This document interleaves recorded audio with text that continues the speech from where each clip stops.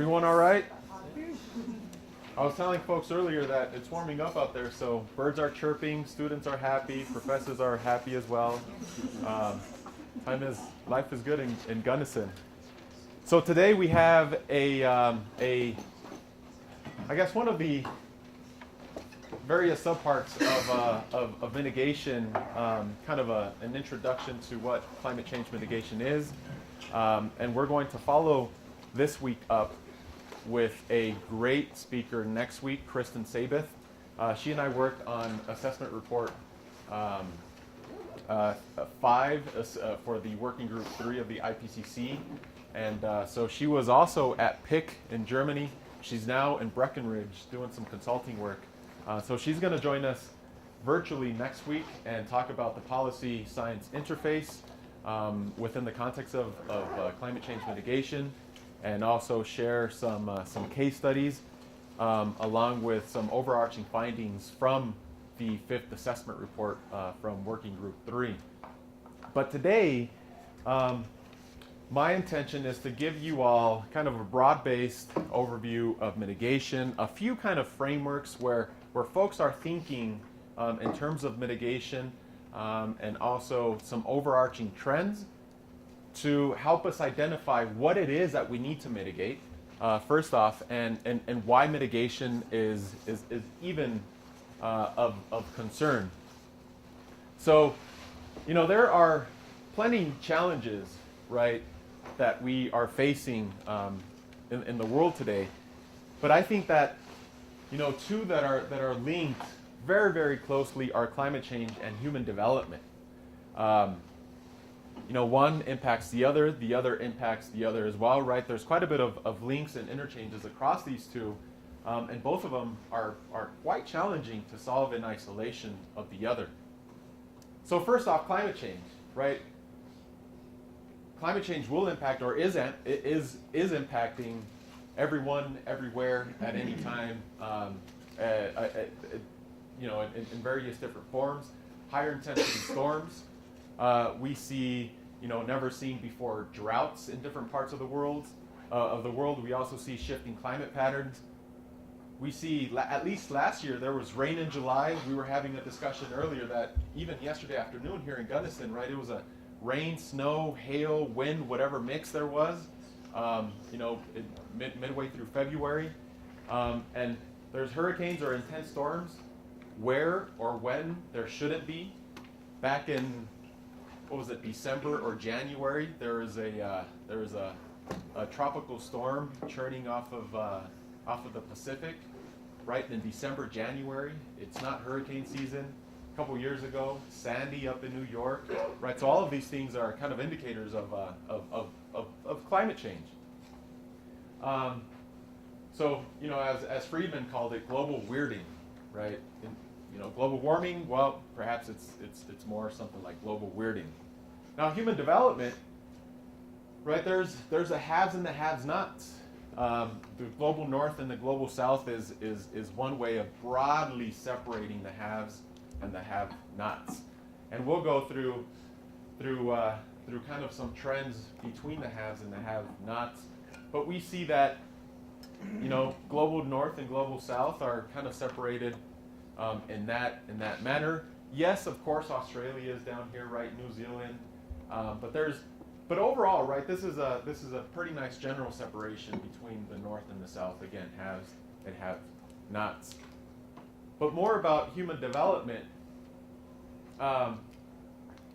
There's a production and consumption link or linkages where production is often kind of happening down here for consumption up here, right? And that's also resulting into a cause and effect chain where perhaps the cause, right, some may argue the cause of climate change and perhaps lack of human development is up here, but the effects are being felt down here, right? So several arguments currently being occurring around human development and kind of this broad-based separation. Further, Human Development Index, right? The HDI, which consists of a composite index of health, right? So life expectancy at birth, knowledge, adult literacy, and schooling, right, over the course of a lifetime, and income per capita. We also see that the HDI, right, is also there's quite a bit of correlations between the North and the South, or the have and the have-nots, within the Human Development Index. And so let's examine the HDI through a few different parameters to see if we could gain some broader level understanding of the HDI and some of these correlations. So this map is showing the HDI by country. The more green, the darker green, the higher Human Development Index. The more red, orange, red, the lesser the Human Development Index by country throughout the world. So, some very quick observations is that, if we think back to the map from a couple slides ago, right? If we draw this line here, a lot more green than there is down below this line, right? Yes, South America, there's some various hints of green, yellowish, but we see quite a bit of red here, quite a bit of red here, and some additional red in different parts of the world. Again, with the with Australia being a pretty dark green there, but again, this appears to be holding true, right? If we kind of look at this at a broad-based separation between North and South. Now, Human Development Index and income and wealth, there's many disparities observed across income and wealth in terms of Human Development Index, where higher income and advanced economies are also or tend to be up here, right, up in the global north. Again, with this, with Australia being down here. So let's observe this map, and let's pay attention to the 30-degree latitude line here, right? So right around here. And so a West Germany chancellor from the 1980s, Willy Brandt, first examined and proposed that perhaps this 30-degree latitude, right, is a separation between the North and the South, where we start seeing differences in income and wealth, perhaps energy use, right, Human Development Index, access to resources, etc. And so he proposed that perhaps it is this 30-degree, right, where this separation occurs, and perhaps this is where the focus, right, between the North and the South ought to occur initially. And so, there's this Brandt line named after Willy Brandt. And, stare at this for a little while and let me know, your initial and quick observations of this graph. 30-degree latitude right here, right? And down here on the x-axis we have gross national product, GNP per capita, which is essentially income per capita. It's a lot more crowded below the 30-degree line. Yeah, so you see much more crowded where? North or south, or North above or south. below? Exactly, right? So you see quite a bit of countries here, right, below the 30-degree latitude at very low GNP per capita, and you see quite a bit of spread, right, above the 30-degree latitude, right, in terms of GNP per capita. That's exactly the observation that Willy Brandt was looking to illustrate. Now, some argue that this is no longer useful, just because there's been quite a bit of development across Asia, right, South Asia, Latin America, since the 1980s. But I argue that quite a bit of this still holds true. So this is another way of observing and illustrating, and perhaps thinking about the separation between the North and the South using the 30-degree latitude line. So, HDI versus gross domestic product, GDP, which is, yes, analogous to GNP, shown earlier. So, likewise, we see at the lower GDP, right? These are in thousands of US dollars, right? And below the HDI of 0.5, right? We see quite a bit of crowding here. But then the first threshold is perhaps that 0.5 HDI, where we start seeing some gains, right, or some increases in GDP, right? And that ranges from the 0.5 to the 0.8, right, where again we see some growth here in GDP and HDI, but the true threshold, right, many argue is at 0.8 Human Development Index, where then you start seeing quite a bit of gains in gross domestic product, right, or income or wealth, prosperity, and some additional kind of spread, right, as we saw earlier from the Brent line. So, there's this 0.5 threshold, and then furthermore, there's a 0.8 HDI threshold, and so let's keep this in mind and separate these into low-level HDI, mid, and high-level human development. So now, how does human development and energy relate? Right? Many argue that energy is that catalyst, right, to additional human development and also wealth and prosperity. And so Julia Steinberger and Roberts conducted this analysis, and so from here, right, my big takeaway from this figure is that over the course of time, right, so from 1975 all the way up to the red regression 2005, there appears to be some gains, right, in terms of how much energy, right, is needed to increase your human development index, right? So instead of needing more energy for higher HDI, perhaps there's some efficiencies being built, right? Across many of the global economic systems. Did you all identify the same trend here from Julia's paper? Similar pattern, right? So that's my big takeaway here. And so again, just observe this, right? If we take, 50, right, the 50 total primary or gigajoules per person, right, from 2005, which would achieve, or get you 0.7. You move it up to the 2005 and 2005 regression, and the HDI is about 0.8. So some gains perhaps being gained there.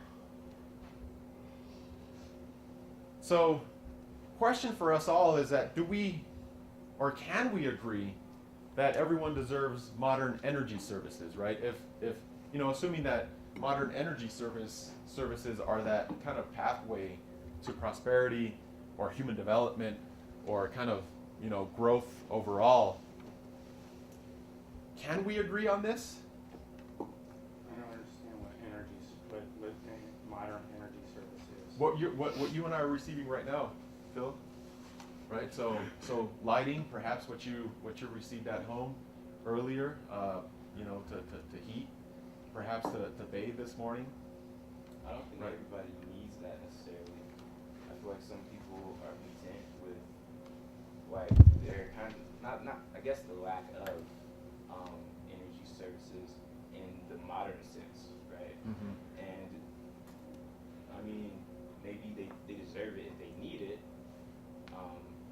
but as far as changing communities, converting them to the modern, I'd say if they haven't figured out what that means, because ultimately we're taking by converting to the modern energy services, and if a community is not taking, it's better, in my opinion.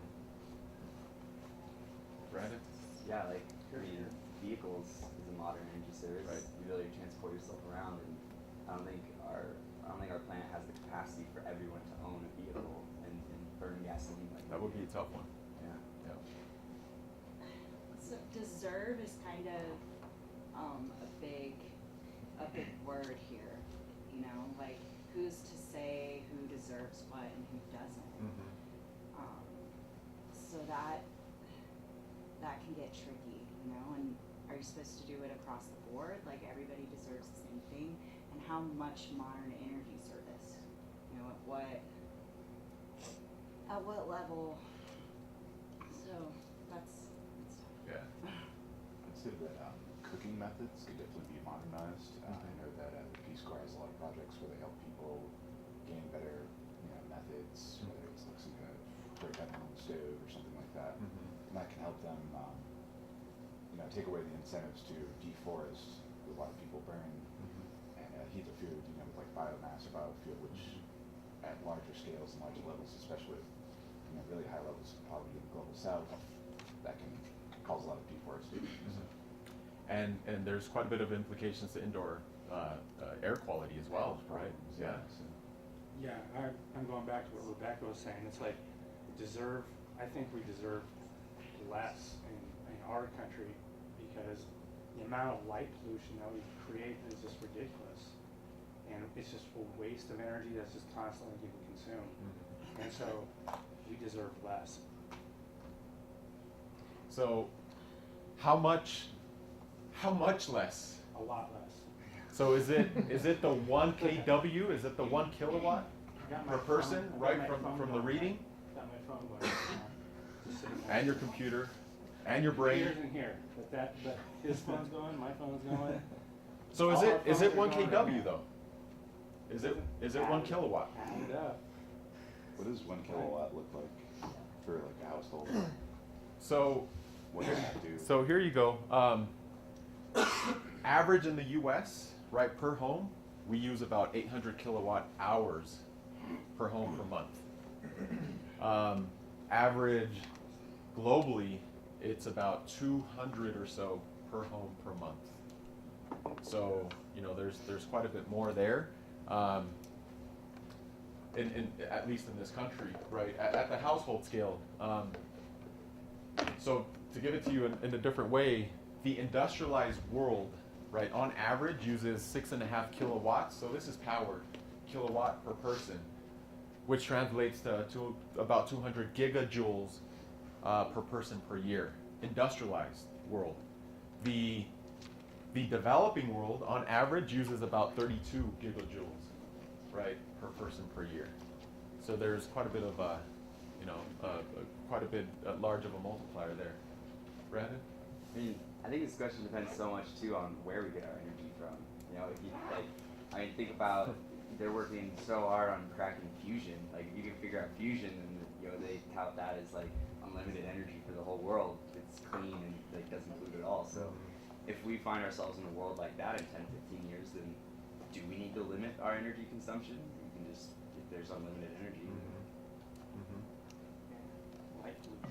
There's Julie? a lot of this also have to do, and maybe that 30-degree line plays into it, but the energy, obviously we have to heat our homes here, whereas in Texas this time of year you don't necessarily, in Central America you don't, so I guess home heating and the northern hemisphere, and then obviously the reverse in the southern hemisphere opposite, but how does that play into Right.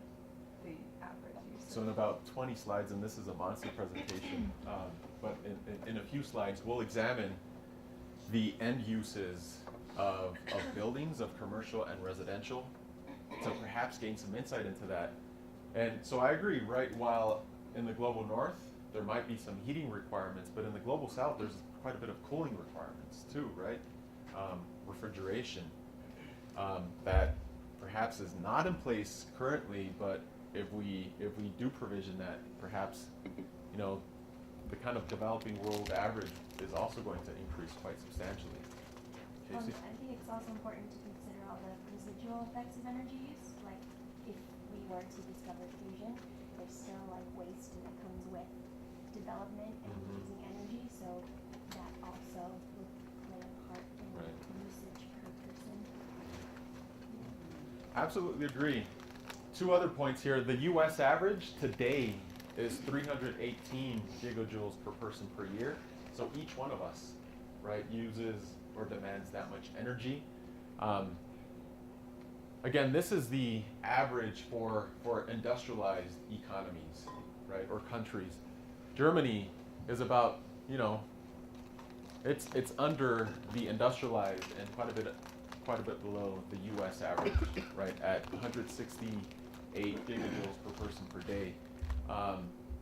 And I'll go ahead and post my lecture after class, but feel free to go onto this link here and check out many other countries and their respective energy use, and gain a broad level appreciation for how respective countries compare to the industrialized and the developing world energy use demands.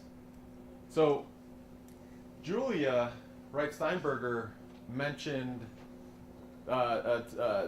total final primary energy use, right? And there's a difference that we should be mindful of between primary and final energy use. A lot of statistics kind of report final or end use energy, where she and Roberts were reporting primary. So primary is our electricity plus all the coal plus all other petroleum plus all other oils, right, etc., required to provision that 1 unit of electricity. Meanwhile, we are receiving a unit of end use energy, right? So let's say the EPA, they report end use energy. That's the U.S. Environmental Protection Agency report end use energy. They do not report primary energy use. So when we talk about 800 kilowatt hours per home, right, per month in the U.S., that is end use. That is not primary. So primary is much more than end use energy. So for example, right, at 100% efficiency, U.S. really power plants throughout the world require 3,412 BTUs, right, to generate a kilowatt hour at 100% efficiency. But power plants are and I don't know if technology is going to be improved anytime soon, are 33% efficient. So it requires much more energy to produce our unit of energy that we get right here for our classroom. So at 33% efficient, right, a power plant needs 10,300 British thermal units to produce our 3,412 British thermal units that we need, right, to light or to run the projector. So again, end use, right, would be this, and primary would be this, right? So it's much larger. Can I ask Yeah. about the earlier, the 2 slides? Yes, this one. This one. Is this end use or primary use? So this would be primary, Okay. right? Cool. Yeah.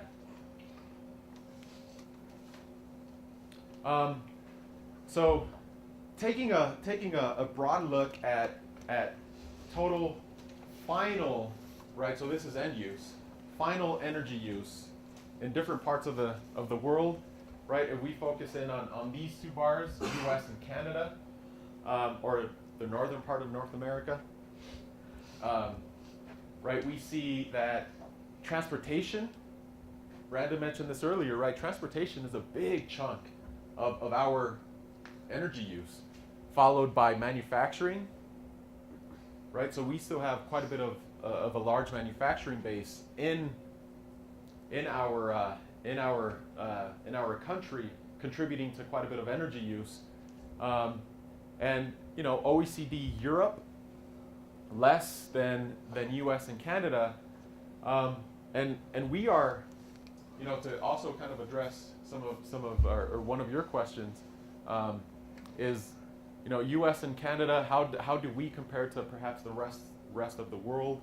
I guess slightly higher, with some differences, right, where quite a bit of transportation demand, transportation energy demand in this country and in Canada, whereas households, right, are a pretty large chunk of the demand in different parts of the world. This is the total final energy use by energy commodity in terms of percentage. So here again, right, US and Canada, oil, right, is a large chunk of our final energy demand, followed by natural gas and then electricity later on. You know, China, meanwhile, look at the purple here, right? Coal.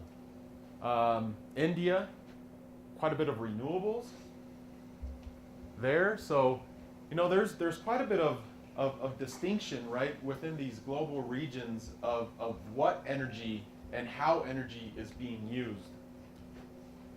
Total final energy per person. I mean, I think this speaks loudly, right? Again, perhaps to some of the energy that we use. You know, per person, our transportation energy demand is pretty high, right? Total energy demand is pretty high and surpasses any other region in the world.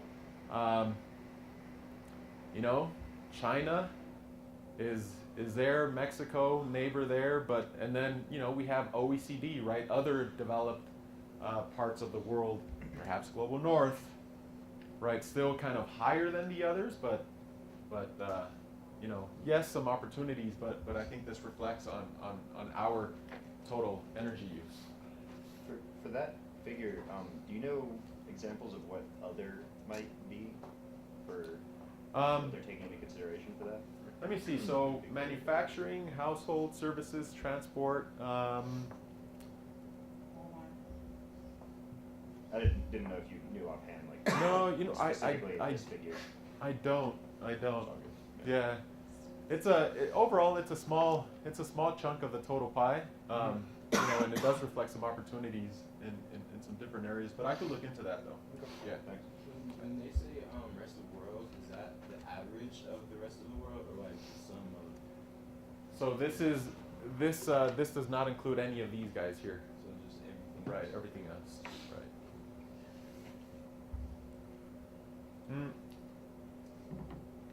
So one of the things that or a few of the questions that I've been pondering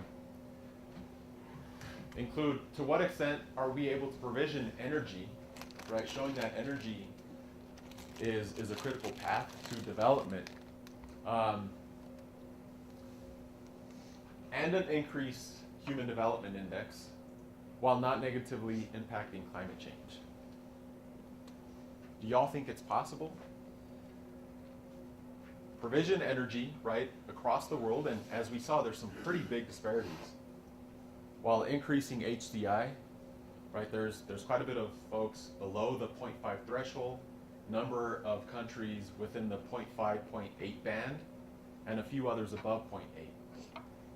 While, you know, still looking for ways to curb climate change and anthropogenic emissions. Are you talking about like spreading out the energy use throughout the world? That So, could be like, an option. Instead of the United States using most of the energy, like spreading that out to places that Do not. don't have yeah. Yeah. That's an option if there's the infrastructure capabilities. We're just talking about changing energy. Well, yeah, I mean, I think in some of the readings, they're able to prove that at some point when efficiency is reached, that you can have pretty high energy consumption and still have the HDI increase. So, but I think the problem with that was they only found that to be true for a short term of time, where efficiency and HDI increase kind of went up. And I think the question that some of the readings asked was, how do we keep that going? So I think it is possible to have a certain amount of energy consumption and HDI increases while the energy roughly stays the same. But I think the question is, how long can you have that going for? So what I'm hearing, it might be possible, right, if we can make it sustainable across time. Yeah. It really depends on what your goals are or standards are for negatively impacting climate change. Like, there's all those different trajectories for the IPCC, so going like down into negative stretch than just reducing energy while still maintaining HDI. It really depends on your goal. Just like Darius was saying, you have to really take into account forced urbanization in the southern hemisphere. For example, like Colombia, a lot of people are getting displaced and moved into cities where they're, there's an argument like, oh yeah, it's going to be a better lifestyle, but they were living a subsistence lifestyle that they've been living for a long time, so we could cut down on those energy uses if we protected indigenous and subsistence cultures that want to continue being that way. If they want to be that way, then I'd say we just protect them and preserve them. But looking at this graphs, the biggest thing that we have to do is somehow match Europe in transportation efficiency and break down the automobile city planning and oil industry complex, because it's like they make cities incredibly inefficient such that you spend more on driving. Right. So we have to change city planning. It's really huge. Yep. Yeah, completely agree. Deji? Yeah, so I was just thinking in Africa, I mean, going by what you showed right now, the AGI is, I mean, we fell below the 0.5, well below 0.5 in Africa. And talking about the energy consumption in Africa in general, it's kind of, we don't have the infrastructure to have an efficient form of energy. I mean, to be able to get us to as far with as we, I mean, try as much as possible to increase our HDI and also have an efficient energy consumption because of lack of infrastructure. So I mean, it's pretty difficult, and I mean, if we can't have an effective, efficient energy consumption, then talking about climate change, it's a difficult mitigating climate change. It's going to be a difficult task in Africa because I mean, the infrastructure point of view is it's a critical thing to be able to achieve achieve an efficient energy and also increase the HDI. Then that's when we now start talking about like mitigating or adapting to climate change in Africa. And that's where this last question, right, that I think about a lot here is, can we have it all, is really kind of rooted here, right? Can we provision and fund and finance infrastructures, right, and just get people the services that they need, right, and while still having a positive or not a negative impact on climate change. And that's why the second question here that I think about a lot is, can we even, or should we even prioritize one over the other? Saying, hey, there's a village in Africa that has, perhaps a quarter kilowatt, per person per year. Should we even prioritize, let's say, one climate change over the other provisioning of energy? I don't have an answer to that.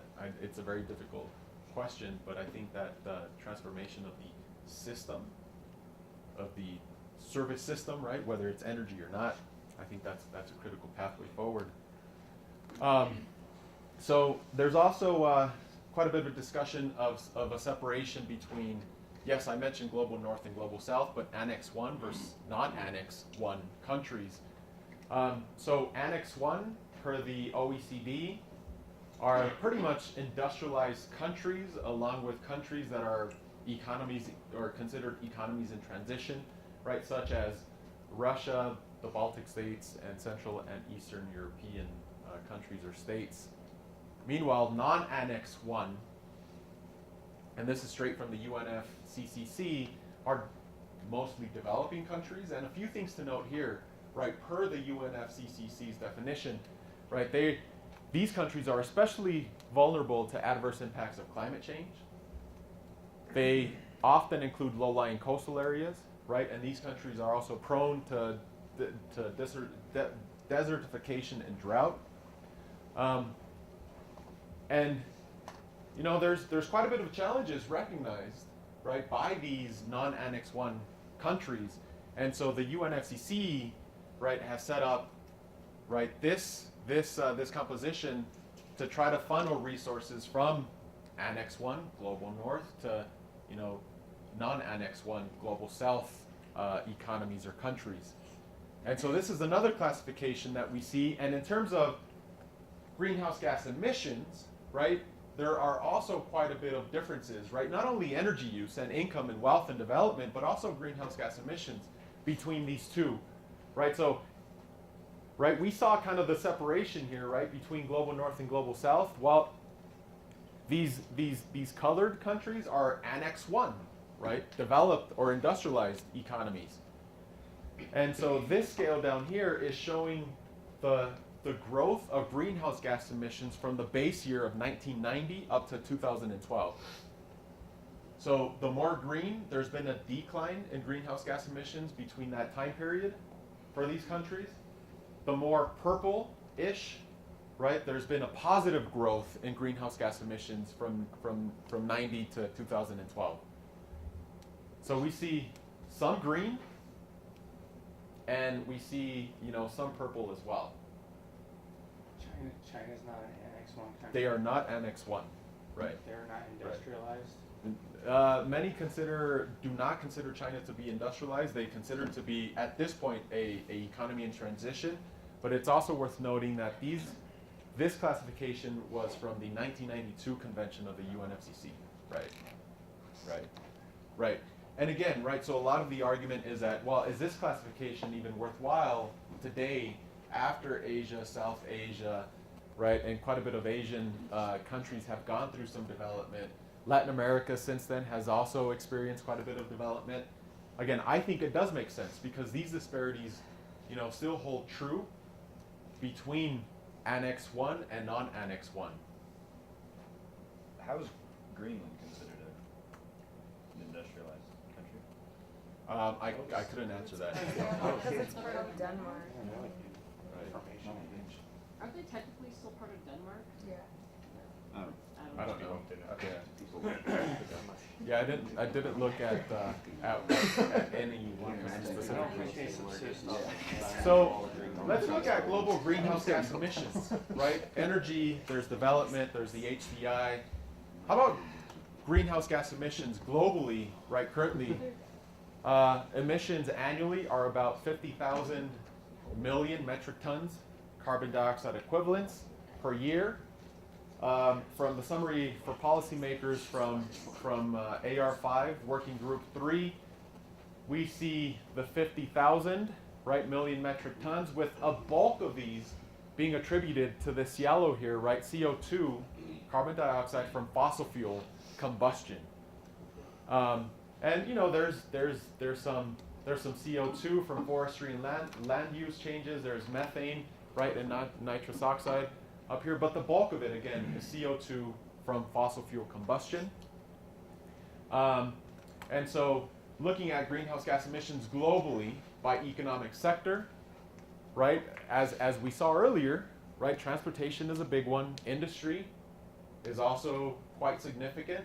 Maybe it's quite a production from non-Annex 1 for Annex 1, I don't know. But agriculture, forestry, and land use is also pretty big. But then also electricity, right, is quite substantial as well, right? And so most of these are attributed to CO2, right, from fossil fuel combustion. U.S. greenhouse gas emissions last year. This is from the U.S. EPA. The estimate is about 6,500 million metric tons, or 13% of the world's total are attributed to the U.S. And in the U.S., the bulk of our emissions are attributed to electricity generation, transportation, and industry, right? And of course, you know, electricity generation, right, here we're separating it by economic sector. But then electricity is produced for these various other subsectors as well, right? But that is a big one for us in the U.S., electricity production. Electricity is responsible for about 32% of the U.S. greenhouse gas emissions. Transportation is 28%, and industry 20%. Yeah. I have a question on that last slide right there. Uh-huh. Previous one. Yep.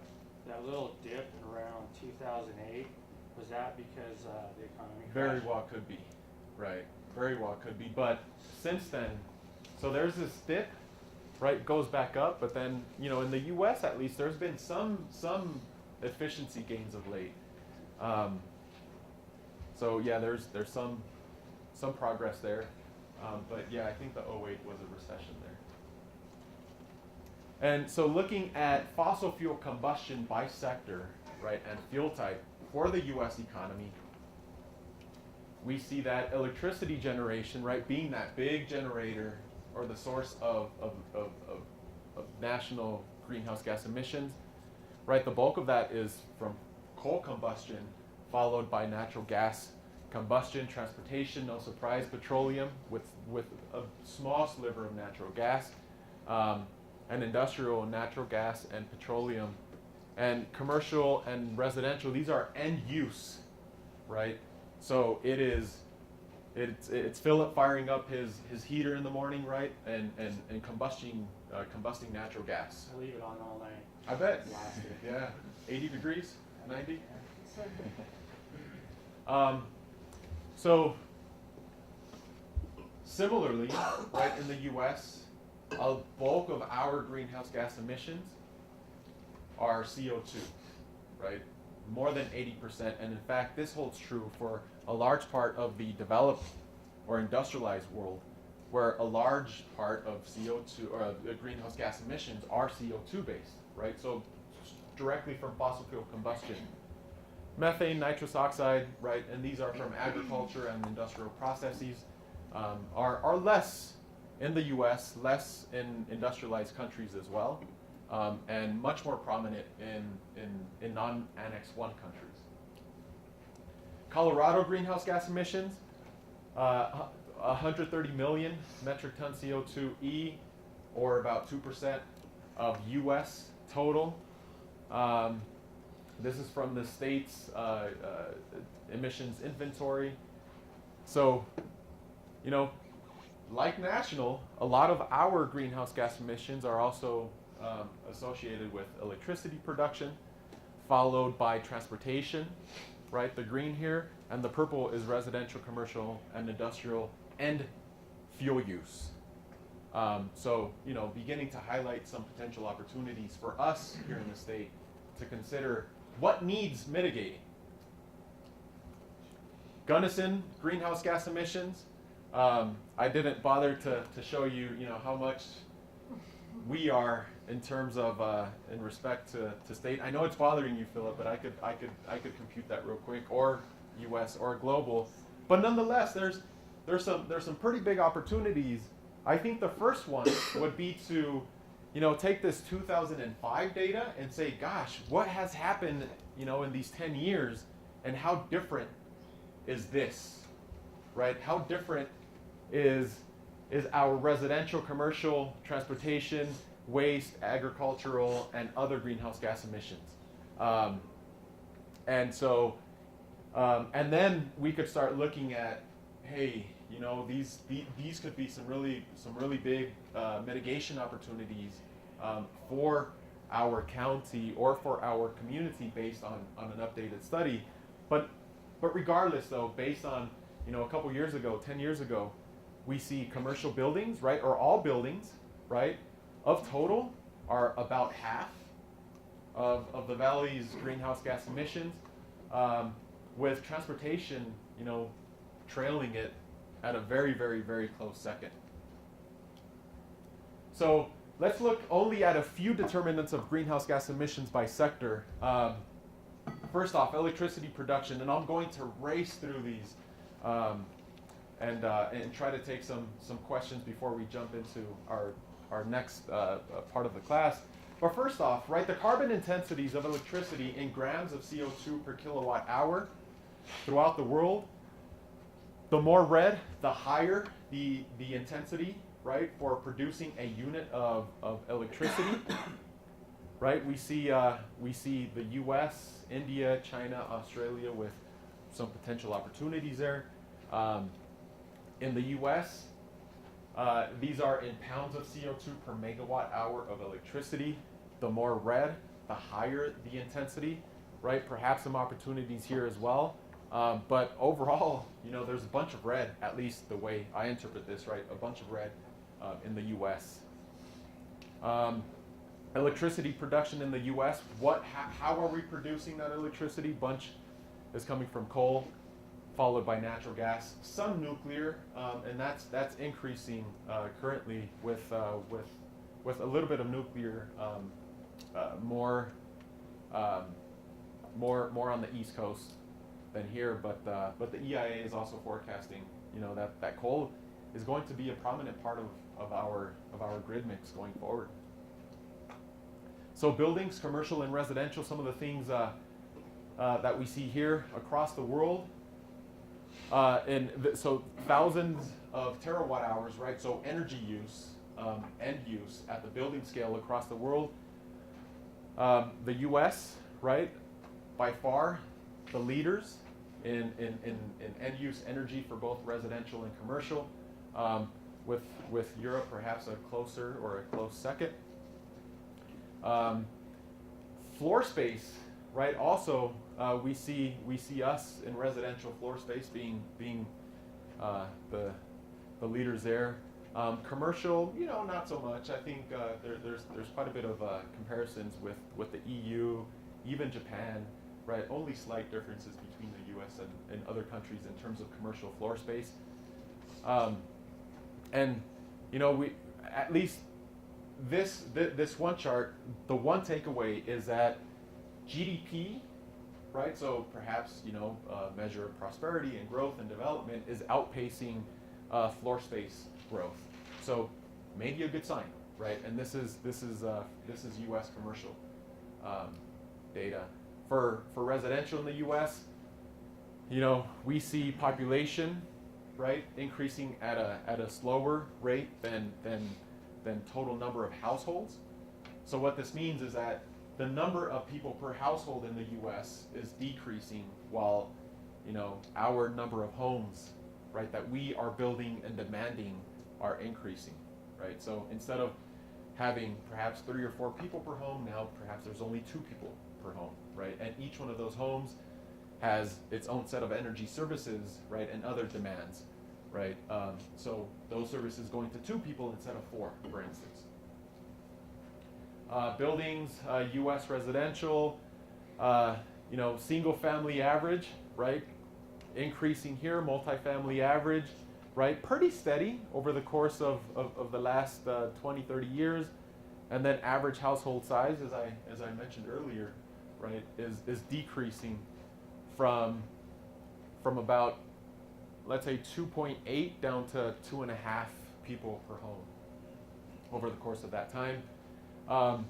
Primary end use, right, in the U.S. by commercial buildings, a large part is going into lighting, space cooling, and space heating. Residential homes in the U.S., space heating is the dominant kind of end use sector there. Space cooling, water heating, and then lighting as well, right? Transportation. The one thing that I want us to really reflect on is that road passenger travel, right? So you and I commuting from work to entertainment, perhaps to the grocery store, is the leader in transportation across the world, and that's no different in the U.S. But maybe freight as well, right? Just based on the stuff that we demand, right? Moving food and other goods that we demand is also a pretty big player in transportation. Transportation across the world. Now, just focus on the pies here, right? To gain an appreciation of the end use fuel demanded by transportation across these various regions across the world. In the U.S., right, gasoline is that prominent end fuel, right, that we use for transportation.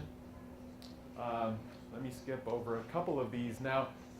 This chart from the Transportation Energy Data Book. So the line is showing U.S., right, over the course of time, and so here we're showing vehicles per 1,000 people, and how the U.S., right, at various points in time compare to, or how other countries compare to the U.S. in terms of vehicles per 1,000 people, right? So again, the U.S. line, right, over some course of time, some period of time, and the vehicles per 1,000 people, right, in the U.S.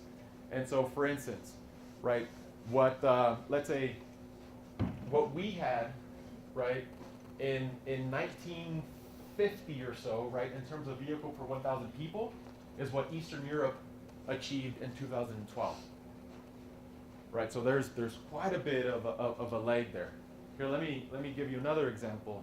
So let's say Brazil, right, in 2012, right, the number of vehicles in Brazil, right, that existed in 2012 is what we had in 1925, right, or 1927 or so, right? So our number of vehicles, right, per 1,000 people have grown, right, to a crazy magnitude compared to other countries. Industry, the big thing that I would like for us to kind of hone in on are these two chunks here, right? That final energy use in industry, right? A large part of it is chemical and petrochemical. So Jake, perhaps your idea here for industrial gas, right, kind of fits under here, right? A large part of energy use in the U.S. is the chemical and petrochemical industry, but then also fertilizer production, right? That's a big one as well there. And then iron and steel, just to build up our infrastructure, right? That's also quite a bit of demand. Agriculture. Here, a couple things to point out is that,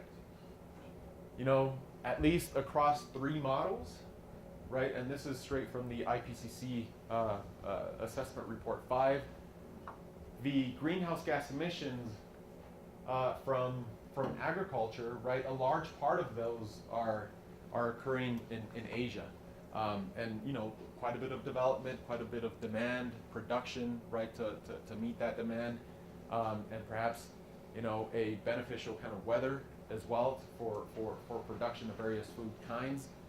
That might attribute to that. And Latin America, right? Also quite a bit of food production there, and OECD, which is the Annex 1 countries, right? That's their emissions from agriculture, in particular agriculture soils, and this is from the application of fertilizer for the most part. Meanwhile, enteric fermentation, which is just farting by cows, right? It's really that simple. Asia again, right, is pretty large. Latin America and OECD. So agriculture, right, is also quite important, right? Both on the agriculture soil, so application of fertilizer, but then also enteric fermentation, resulting from the heads of cattle, is a big player in terms of agriculture. In the U.S., right, this red sliver here is our agriculture greenhouse gas emissions, 526 million metric tons, where fertilizer application is a big chunk of that in the U.S., and enteric fermentation is also a pretty substantial chunk of our agricultural-based GHGs. So in Chapter 11 of Assessment Report 5 from the Working Group 3, there's some great agriculture-based mitigation options from a supply side and also demand side. Check those out to gain some additional ideas for mitigation. So I'll race through this since we're short-ish on time. But to the discussion that we had earlier, I think that it is possible to provision energy, right, and also have some really nice human development and economic prosperity and growth without negatively impacting, right, our climate. Also from Julia's paper here, is that we see that over the course of time, right, per their model, right, the energy threshold for 0.8 and 0.85 HDI is decreasing, right, over time. Similarly, the carbon threshold, right, for meeting HDI is also decreasing over time, right, per their model. So again, I think it is possible as long as we continue to consider efficiencies, right, energy and technological efficiencies, perhaps balancing out, right, from our close to 400 gigajoules per person per year, and perhaps balancing out others, perhaps bringing us down, bringing other folks up. I don't know. I think it would be possible to achieve that. So is that stating that, according to that data, we reached like maximum efficiency in 1992? Like. So our 1992. HDI to our, At the yeah. cross there. Yeah. So no, not necessarily, because I think that this is saying is that there is quite a bit more, Well, I right? meant that like can of be achieved. what has happened, not what Right. in the future, but that was So- our most efficient time so far. Right. So their data stopped at 05, Mhm. right? And so you're just looking at this intersection here, right? Yeah. And so I don't think that's expressing maximum efficiency, because capita or per capita carbon emissions are still kind of holding steady while the HDI is decreasing. So perhaps maximum efficiency would be here, right? And perhaps kind of that maximum efficiency might change if this plot holds true.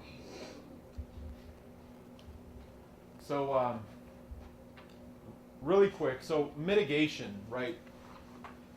We've seen trends globally and nationally, and also some local, state and local data, but and so that has given us a sense for what needs mitigating.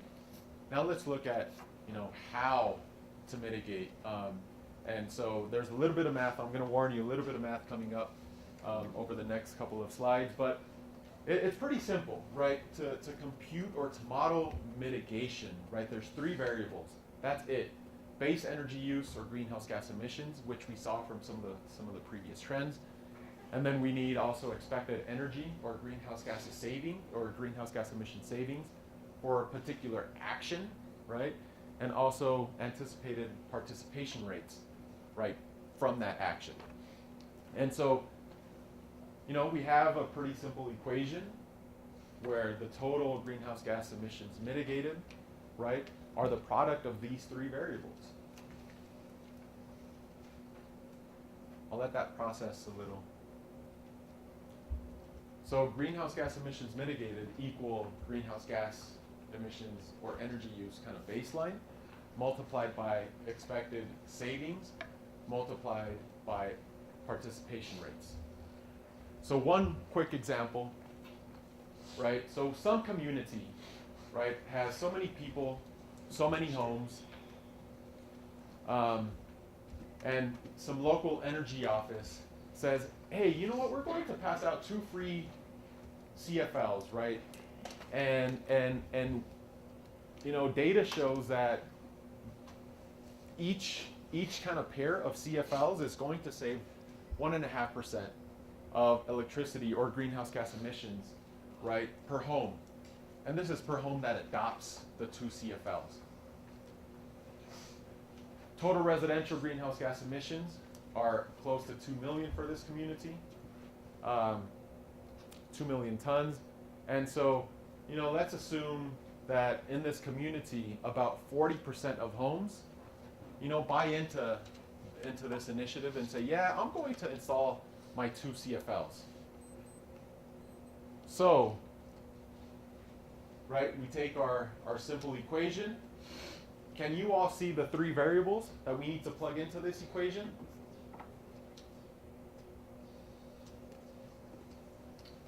Chris, any no's? So greenhouse gas emissions, right, we have a base, right? Expected savings would be Yeah, 1.5%, right? And then participation would be the 40, right? So you, after that, you simply just plug and chug and get your total estimated emission savings, right? That's it. 3 variables, that's it, to compute the mitigation of any of these options. So we could take any of the trends that we discussed earlier, right, at any of these scales from global to local, and say, hey, you know what, I'm really interested in, you know, what is it, transportation related emissions. And how much, you know, can we realistically achieve? You know, sometimes we have to model these subvariables, but, you know, with good discussion and good partnership, we could definitely we could model feasible variables indeed. Any questions on this, guys? Does it make sense? Any questions on any of the other things that I covered? Monster presentation, I know, it was a big one. And you'll have it, Jake. I just had a quick question about why the error bars on the agricultural data were so big. I would have to look into the IPCC to see why they're so big, but I would suspect that, you know, it might be just the models, right? Because they use 3 different models to come up with these estimates: the EDGAR, the FAO, and what was the third model? EPA. Was it EPA? Well, and so I think those errors are just inherent to the model, and I think that Asia and some of these developing economies, right, had larger error bars, and that could just be, again, a product of just lower quality data in those parts of the world. I thought with some of those maps in the beginning of your presentation that there was a lot of hope in looking at Brazil and French Guyana. I think it was either French Guyana or Suriname or something like that. It looked like their development was actually pretty high compared to the rest of the global south. And I think one of the articles talked about Brazil creating ethanol or growing ethanol, and that's definitely controversial because people are, you know, starving, so it's like how you feed cars, but still maybe something could be garnered from that. Sure. Right. Yes, still going back to what I mentioned earlier in terms of infrastructure and energy efficiency, and also relating that to GDP. I mean, for most African countries, the GDP is kind of, not you can't really, it's very, very low. And talking about mitigating climate change, if you have a country or a continent that has a GDP that is low, and we are talking about mitigating climate change, and one of the ways to mitigate climate change is to improve energy efficiency. So what would you kind of suggest for African countries? Like, do we have to go borrow to kind of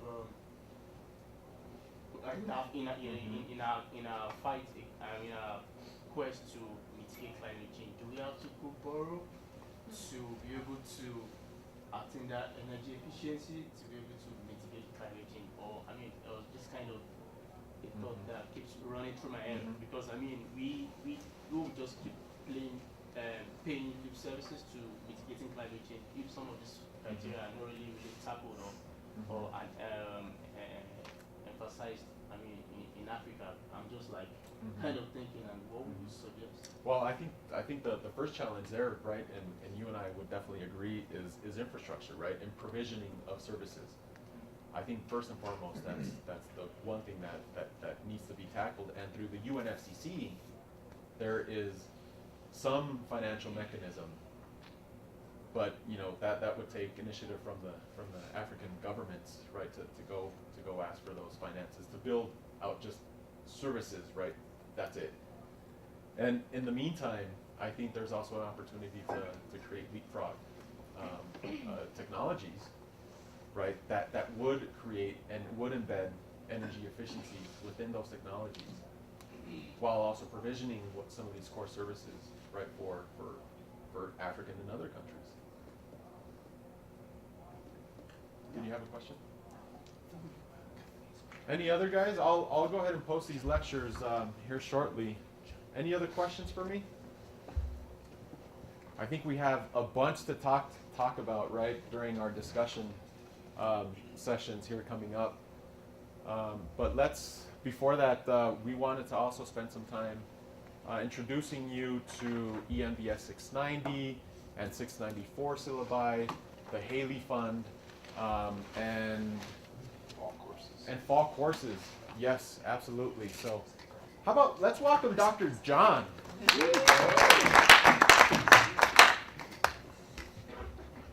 How's everyone doing today? As Dr. Chavez said, we want to talk about 3 things briefly today: your master's project, fall courses, and the Haley Fund. This family, Margie and John Haley, has been very generous to our program in the early stages, and they've given enough money for us to help the program with about $30,000 per year toward student master's projects. When divided amongst the 36 people in your cohort, that's not a ton of money, but we're not going to divide it that way because not everyone needs it in the same way. So we're going to open up a sort of a call for proposals here that I'll talk about today. Let me just open a couple things real quick.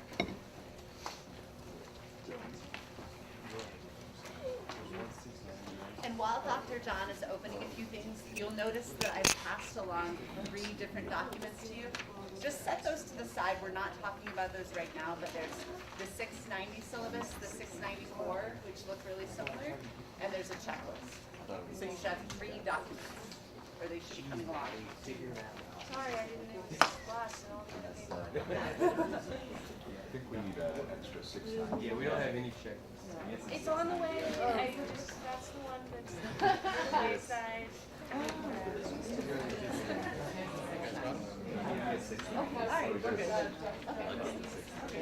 No. Okay, I just want to talk briefly about the principles behind 690, 694, and then Dr. Knapp, Dr. Chavez will talk more about the specifics of how you get it done.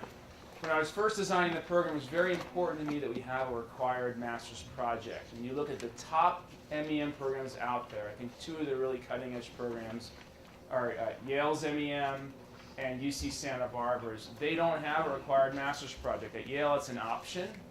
Otherwise, you just take courses till you're done, right? You're all like, oh, why didn't you do that? No. At UC Santa Barbara, it's a class project. In the final semester, in a class like this, the class takes on one major project with different students in groups taking on different roles. And I felt like that was very appropriate for an undergraduate capstone, but for the graduate level, I was tired of hearing stories of my alumni going into master's programs, getting their master's degree, and then feeling like they had to go and do an internship after their master's degree before they could even show experience for the job. So what I wanted to do was build that extra internship year into your master's experience itself and give you the ability to tailor your project work to your career vision for yourself, your vision for community change, rather than you ending up in a class that kind of determines together what they're going to do. It's very personalized. We developed the program around how personalized and tailored that's going to be. We have an 8-to-1 student to faculty ratio in order to give you the close mentoring connection you need to really sculpt a project that fits your vision for your community change and vision for your own career. Okay, and so the master's project really asks 3 things of you. There are really 3. It's simple, right? One is get shit done, right? Get something done. Don't hand in a paper that goes in my drawer, right? That's what my master's was. It didn't get much done. It did a lot in my head, right? It gave me a new lens on the world, and I'm not going to sell that short. That was important. But this is a professional program that's driven by community change. And so get something done. And now in very, very extreme cases, it's appropriate for a student who wants to, after the MEM, maybe pursue a PhD, maybe become an academic. In those situations, it's appropriate for a master's project to maybe be a published paper in a journal as the thing that gets done. But those are exceptions, right? The ethos of this program is about you doing work for organizations and in communities, and that's the second thing that the Master's Project has to do. One, get something done that's tangible in the community. Two, so we want to see that you've navigated the layers, the infrastructural layers of a community or of an organization, right? It's not, your project wasn't just completed in a vacuum, where you get a big idea and a ton of support from us, and you get it done, and there are no barriers. We want it to be complicated. We want you to have to navigate the BLM or a nonprofit in the valley that's struggling, right? Or reach out and find an organization outside of the valley, okay? So it's very important that you learn how to kind of work the levers of an organization or a community to get that thing done. And then finally, we want the work that you do to be informed by global best practices. Right, again, this goes toward not doing it in a vacuum. You will do a literature review over the summer to kind of understand what is known on the most cutting edge level, what is known about what's possible with your project. And we want you to do the work to think about what's been done in other regions that's similar to your project, so that you can then think through what's unique about this place. How do I adapt and apply the best of what's been done elsewhere where I'm going to do my project? So get something done, navigate an organization and community to get it done, and have your work informed by best practices that you research thoroughly. That's it. Those are the three major components of a master's project. How you go about completing those three components is sort of manifested through a step-by-step process that Corey and Abel are going to talk about here in a bit. I do want to mention some support we have for you. We wish it could be more, as always. We wish it could be more. But Margie, John, and Haley have been very generous, and what they provided for us is the ability to offer you the Haley Fund. What the Haley Fund is this year we have about $30,000 for all of you. So it's not a lot when you really start thinking through that. There are two deadlines. The first deadline is coming up here on April 15th. The second deadline won't be until after your second summer intensive. In, I think September 1st is the second deadline. All right. The reason we have two deadlines is to kind of respect the fact that some of you have project ideas ready to go, and we don't want to slow you down. Last summer we had people who needed this funding to get their projects moving in the summer, right? One group of students used some of this funding to go to Bonn, Germany for the ICLEI conference with Dr. Chavez, and that inspired all three of their projects as they returned to Gunnison. What they learned at that conference, what they presented at that conference. Another student needed funding to fund an assistantship for a local high school girl. It's a sort of girls in science program to help her with her sage grouse project. So a number of these projects needed to get moving. Another project was in Kenya, and that student was trying to move a model that was successful in one community of efficient stove production to help women's co-ops developing those stoves into a community that was really struggling. And he needed some funding to actually buy some materials to help a new organization in the struggling community move that model. And so for them to get moving in the summer, they already knew what their project was. They needed that money early. That's why we have the first deadline. So for the first deadline, we're only offering half the money, $15,000. Okay? For those, but we also want to still encourage some of you to continue to contemplate what the best project might be.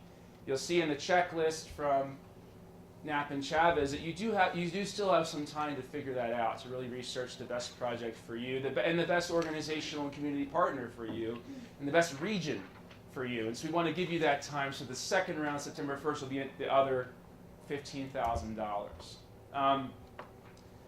Any general questions about what the master's project is, what we expect from you? We're going to get into specifics here soon.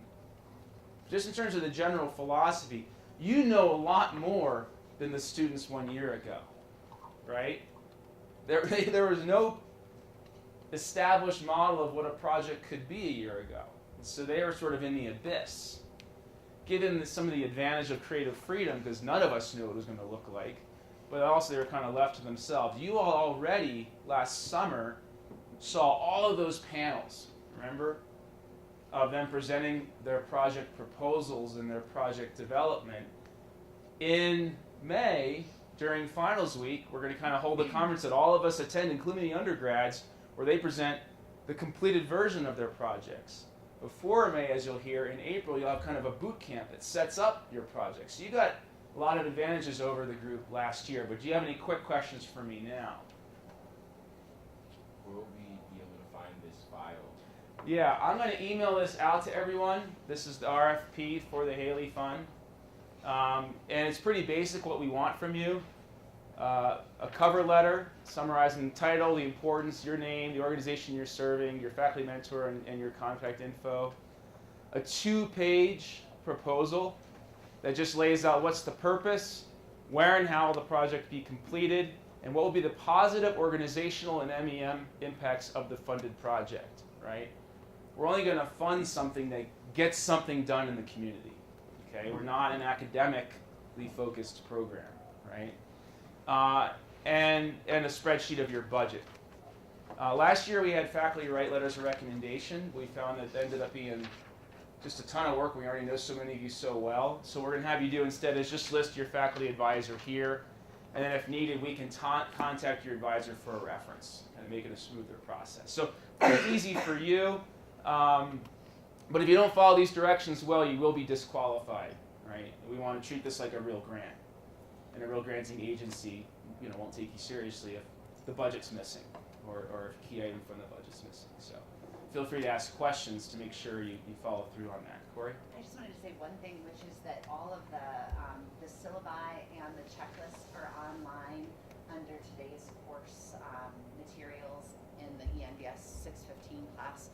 So for distance students, if you guys want to download those, they're on Blackboard, and if you want a digital copy, you can find it there. Thank you. Did you have a question, Jenny? No. You were twirling. Okay. I thought you were hand up. Go ahead, Will. I've seen a couple of grants and funds that Can you have speak louder? restrictions on what you can use that money for. For example, I saw one that was like, well, if you buy equipment for this program, then you can't hold on to it, or things like that. Like it should only be for the like if I go and buy a GPS unit. Yeah, if you buy equipment, whether it's shovels or a GPS unit, the program keeps it when you're done. Okay. Yeah. Here's some quick examples, just to show you the range. Last year, the second round, this was the September round, it ranged from $500 to $5,000. Right? Now remember, we've only got 15 per round, and there's so many of you. So only apply if you feel like you have a real need to fill. This is not to just go to a conference, right? Because it's intellectually interesting to you. It's not help with tuition or whatever, It's not just gas money to get to your project, right? It's something substantial that gets you over a tipping point to get your project done on the ground for your stakeholder. Okay? Any other questions about the Haley Fund? When I send you this link, I'm also going to send you a brief story about Margie Haley. She's just really cool. They're a couple from Dallas, and what they've done with their home in terms of sustainable living is very cool. She's obsessed with biomimicry, and she probably single-handedly shut down a couple power plants. They're a really cool couple, interesting people. And they have a second home here in Crested Butte, and have just kind of fallen in love with your program and the kind of work you're doing. Very generous of them. Other questions about that? All right, the last thing I have for you is fall courses. What's left for you in this program? You think about it, it's week 6 of your third semester, really. You're almost at this amazing point in your MEM career where you move into your project and you move into your electives. What I like about this design is that in year 1, it's core courses. ILM students are together with SRC students. You're all sharing a curriculum. But there's a lack of choice in year 1.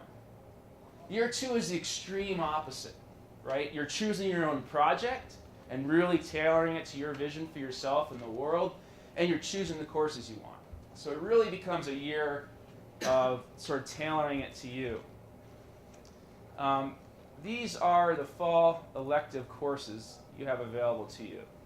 We do have examples. If you are an SRC student and one of the ILM courses looks really exciting to you, we can do a substitution form and make that work for you. Okay?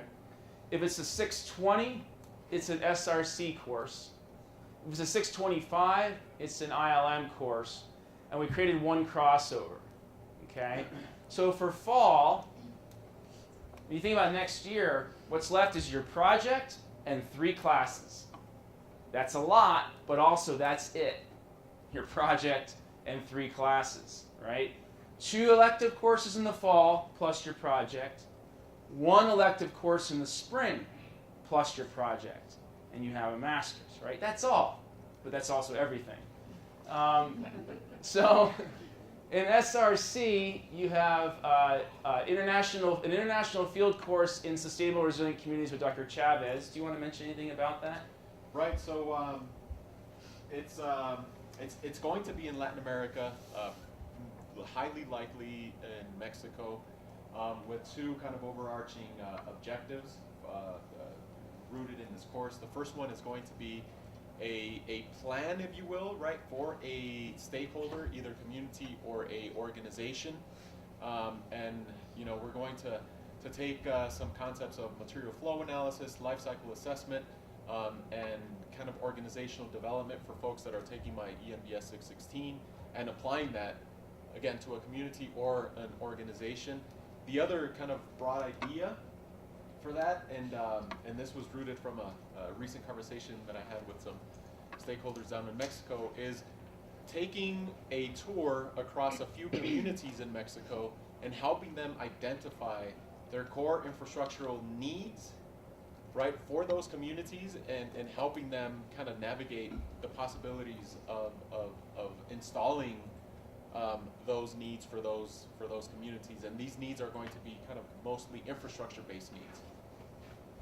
How long will you be in country in terms of out of Gunnison for people who have lives here? Sure. So the hope is to be in country about 2 weeks. In country down there. The rest of the work is here, so right. Most of you, I hope, can manage that. Very exciting course. And then Dr. Chavez, of course, as the SRC coordinator, will work with whatever other professor you have during that 2 weeks that you're away, where you can kind of be a distant student for that other class you're taking in the fall during your time in Mexico.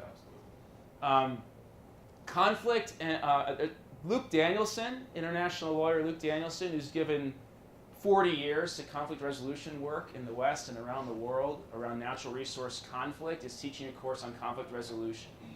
And I think that's a big one. That's a skill set that's going to become more and more important moving forward. And so it's kind of a skills-based course, but you're also going to learn a lot about the major conflicts that are going on around sustainability in the West. And I think that's a key skill for you to have, a good one to complement whatever other course you take in the fall.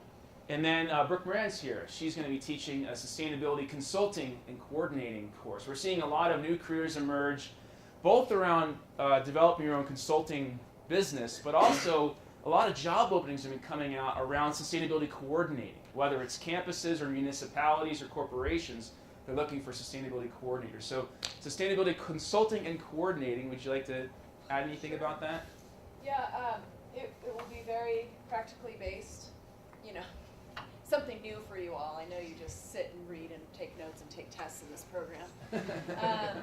But kind of depending how many people there are, it might be split into 2 groups, where the sustainability coordinators, folks interested in going on to campuses and helping drive their sustainability plans, might be one group, and we would use something here last fall anyway. A group did a zero waste toolkit.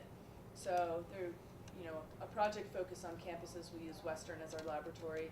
And then another group, we're hoping to partner with an organization in the community, corporation, and do a project for them. And then of course we'll hear from guest speakers and things, because there's no one skill set for a sustainability consultant. You could be a tax energy expert, or you could be a waste expert, or you could be something else. So a lot of this will actually entail leadership development skills and further honing our interpersonal skills. Great. Thank you, Brooke. Suzanne Yui, who runs Cold Harbor Institute, and she's on our faculty. She has an environmental law background as well. She's going to be teaching a crossover course for ILM or SRC called Strategic Alliances. And this is a pretty cool one. What this is about is this is about not what you learn. It goes beyond 616. It's kind of 616 part 2. In 616, you're looking at the development of an organization, right? In this course, you're looking at, in this new era of, in many cases, underfunded organizations, but also the need to collaborate to get anything done, which you learn a lot about in 611, this class is about how do you build strategic alliances. Like, so for example, Cold Harbor cannot succeed without deeply shared projects with Lake Valley Conservancy District, with Gunnison Housing Foundation, with Green Builder Media, and so she's had to build a lot of strategic alliances, and that's something you're going to see a lot of in the future, no matter where you're living. This is how to do that, and what she sees it as kind of a workshop. She knows that you're going to be sort of into your projects at that point. By next fall, you'll be deep into 690 and 694, working on your projects. She sees this as a place to workshop what kinds of strategic alliances will you need to get that project done, right? So it'd be a good one for anyone, no matter what track you're from. In the ILM program, Corey, I'll let you explain. Tom Grant's teaching a restoration ecology course. Do you want to add anything? Sure. Yeah, if anyone is interested in understanding the principles of restoration ecology, some of the practical applications, how you restore various sites, he goes through a few different types of ecosystems and restoration strategies. So it would be a beneficial class, I think, to anyone that's interested in restoring natural ecosystems. Great. Great. And then Dr. Phil Crosley from the geography program is teaching geospatial analysis again. So those of you who want enhanced GIS skills, that one's been opened up to master students. He's given this section in the evening to kind of fit our promise to you that we try to serve working professionals. And then finally, Sally Thode is going to bring her 25 years of experience in recreation management to teach a course to ILM students in recreation management. So those of you who are interested in those careers, that'd be a good course for you. So you can see they're all practical, right? And many of them are about transferable skills rather than stuff to learn, right? And content's extremely important. But in that second year, when you're already working on your project, you're already looking forward to career, you've already taken your core curriculum beyond your undergrad content understanding, we really feel that second year is about giving you those transferable skills to get out there and get things done and build that career, okay? Any questions about the electives for fall? Remember, you're taking 2 in the fall, 1 in the spring, and the rest is your project. After this semester, that's it and that's everything. So, yeah, Chris. So are those the same courses that will be offered in the spring as well? No, spring courses are different. It's not. Okay, it's still very. It's like pick 3 from that, or no, you're taking 2 in the fall. Glad you asked, because you're not the only one with this question, I bet. Here's your fall list. You're only selecting 2 of these. 2 in the fall plus your project. 1 in the spring plus your project. And you have an MEM. How do we get involved in what classes are chosen for this? We're going to send out Erica Boucher, who runs Extended Studies. Wait, did I understand your question right? How do you sign up for classes? No. How do we get involved in choosing what classes are offered? You want to help create the menu. Right. Or have a say, These are the fall courses. This is your menu. For the spring. The workers are taking over the factory. Absolutely. Let us know if you have a course you're really passionate about. This was actually influenced by what we've heard from students in the previous year. Okay. So, yeah, I was just wondering where this list came from and how we can get involved. Yeah, talk with your coordinator about what you really feel is has been missing for you, the course you're hoping to take before you leave. Okay. And if we see a pattern of that, then we'll try to offer, if we have faculty qualifications that fit it, for a faculty member who needs a course to teach. Yeah. Yeah, and I understand the limitations of it. I was just wondering if we had a voice at all, if we could be involved in it. Yeah, it's not like a full plebiscite where it's a deliberative democracy, and we were in a room, we roll up our sleeves for 12 hours, and we walk out with 6 course options. But do talk with your coordinator if there's a particular area where you Okay. What are this? Oh, sorry. go ahead, Deji. Yeah, so for the 3 620 courses, so we are just going to take one of 620 and the strategic alliance. No. Can I mention something, John, as you're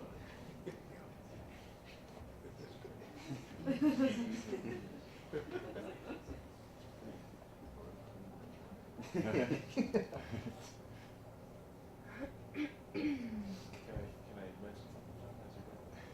Yeah. So to your question now, Yodeji, since 620, 625 is a crossover, feel free to select any two from 620 down to 620/625. Right, so the first 4 as an SRC, right, so of the first 4, feel free to select any 2 in the fall. If you are ILM, feel free to select any of the bottom 4, right, from 620/625 all the way down to rec management. Yeah, and let us know if there's a reason why you'd like to take one in the other track. We can make exceptions if there's one that you really feel like would fit your trajectory. Here you go.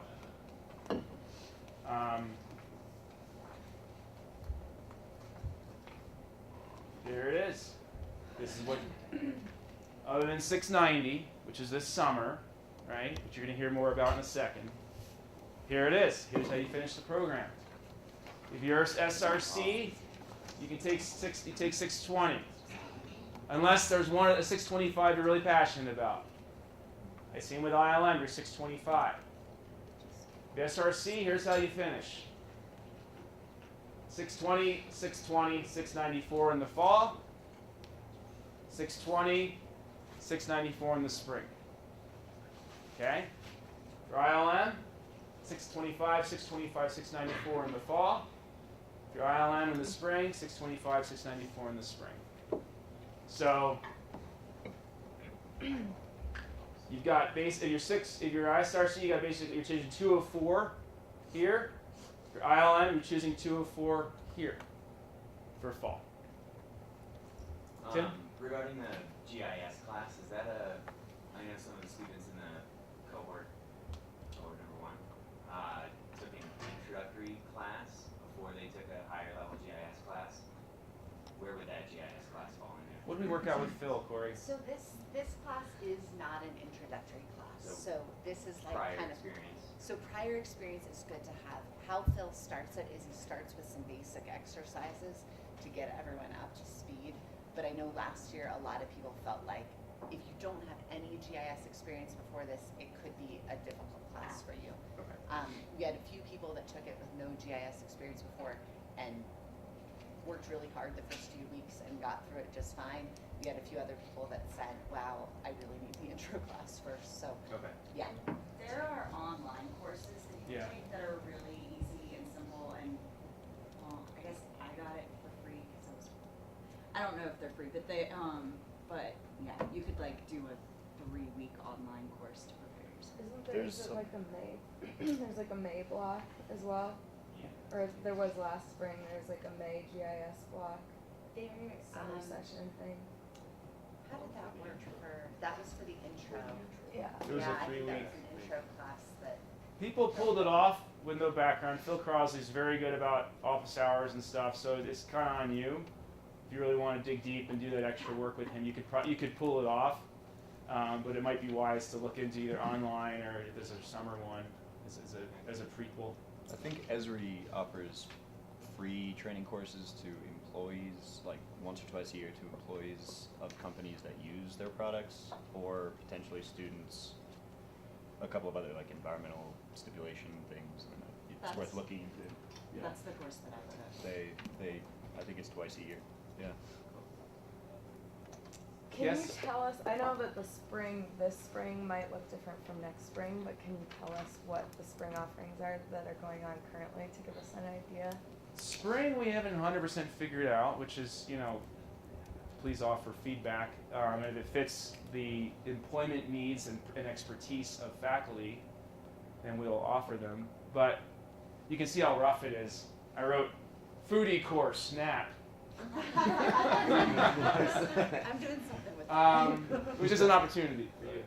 But basically, Abel, do you know what you're thinking of? So my TBD is a bit better defined now, and T is for transitions. There's no E for energy, but kind of looking at transitions of kind of energy systems. So that's the Spring 620 course. Luke Danielson's going to offer a global sustainable development course, which could be really interesting, building off of the lecture you heard last summer from him. Corey, foodie course. I think it'll be a sustainable food